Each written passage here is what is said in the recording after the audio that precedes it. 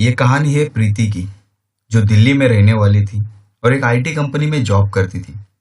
प्रीति रोज बस से अपने ऑफिस जाया करती। बस स्टॉप उसके घर से 10 मिनट दूर था।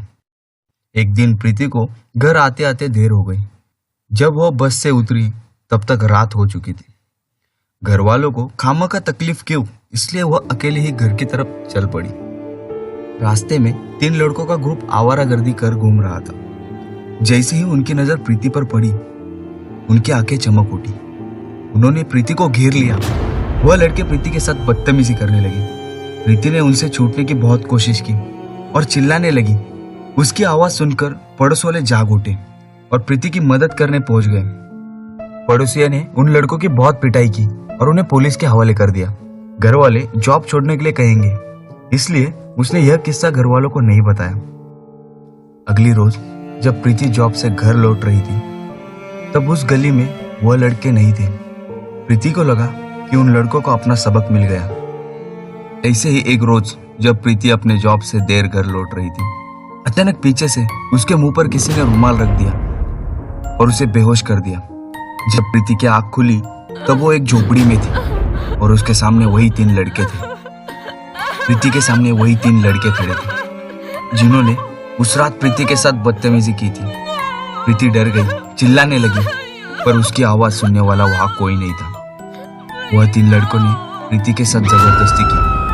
प्रीति चीखती रही, चिल्लाती रही, पर अंधेरी और सुनसान रात में न कोई उसकी आवाज सुन सका, न कोई उसकी मदद कर पाया।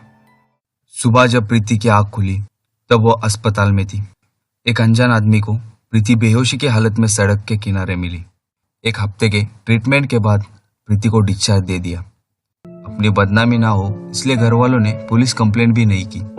अब प्रीति ने जॉब पर जाना छोड़ दिया। पूरा दिन वह अपने कमरे में अकेले बैठती रही, एक जिंदा लाश की तरह अपनी जिंदगी जी रही थी। इस हादसे को अभी 1 महीना भी पूरा नहीं हुआ था कि प्रीति पर हुई जबरदस्ती का वीडियो वायरल हो गया। प्रीति की तो पैरों तले जमीन ही खिसक गई। आस पड़ोस वालों का प्रीति को देखने का नजरिया बदल गया। उन्हें मानो प्रीति से घिन आने लगी। रिश्तेदारों ने भी प्रीति के घर आना बंद कर दिया। अब प्रीति को यह बर्दाश्त नहीं हुआ। उसी रात प्रीति ने बिना किसी को बताए घर छोड़ दिया। बहुत ढूंढने के बाद उन्होंने पुलिस में शिकायत दर्ज की। उसी दिन पास ही के तालाब में एक लड़की की लाश मिली। पुलिस वालों ने प्रीति के घर वालों को बात बताई। पानी में ज्यादा देर रहने के कारण लाश को पहचानना मुश्किल था। प्रीति के घर वालों ने उसका अंतिम संस्कार कर दिया। अगले दिन से नवरात्रि का त्योहार शुरू होने वाला था। प्रीति के घर मातम छाया हुआ था। उसी रात जब 3 लड़कों में से एक लड़का नशे में धुत होकर घर लौट रहा था, तभी उसने देखा कि एक लड़की रोड के कोने पर बैठकर रो रही थी। वह लड़का जब उस लड़की के पास गया तब अचानक उस लड़की ने उस लड़के की ओर देखा। उस लड़के के मानो रोंगटे खड़े हो गए। वो लड़की और कोई नहीं बल्कि प्रीति थी। जैसे ही उस लड़के ने भागने की कोशिश की, तभी सुबह उस लड़के का शव पास ही के रेलवे ट्रैक पर मिला। ज्यादा दारू पीने की वजह से ट्रेन से गिरकर उसकी मौत हो गई, ऐसा अनुमान लगाकर पुलिस ने केस बंद कर दिया। नवरात्रि के 5वें दिन जब बचे हुए 2 लड़कों में से एक लड़का रात के समय अपने कार में बैठकर कहीं जा रहा था। रात का समय था, इसलिए रास्ते में बहुत ज्यादा गाड़ियां भी नहीं थी। वो लड़का तेजी से गाड़ी चला रहा था। जैसे ही उसने एक मोड़ पर अपनी गाड़ी घुमाई तो उसके सामने प्रीति दिखाई दी। उसने तुरंत गाड़ी का ब्रेक दबाया और गाड़ी दूसरी तरफ मोड़ दी। गाड़ी रुकने के बाद उसने देखा कि वहां तो कोई नहीं था। उसे लगा कि यह उसका वहम है। जैसे ही वो अपने गाड़ी में बैठा, अगली बार पुलिस जब वारदात पर पहुंची तो उन्होंने यह अनुमान लगा दिया कि गाड़ी तेज होने के कारण मोड़ पर आते ही उस लड़के का गाड़ी से कंट्रोल छूट गया और गाड़ी का एक्सीडेंट हो गया। दोनों दोस्तों की मौत की खबर तीसरे लड़के को खाए जा रही थी। कुछ दिन बीत जाने के बाद जब दशहरा आया तो चारों तरफ देवियों के विसर्जन का माहौल था। पास ही के एक तालाब में देवियों का विसर्जन हो रहा था और उसी के पास दशहरे के मौके पर एक नाटक रखा गया। उस नाटक में देवियों का रूप लिए अनेक लड़कियां थीं।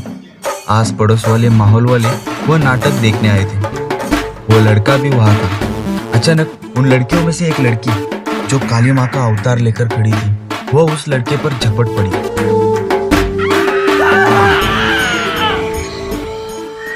प्रीति ने कहा, कुछ दिन पहले मेरे साथ हुआ वो तो किसी दूसरे ने किया, पर लोग मेरी तरफ ही गुनहगार की नजर से देख रहे थे।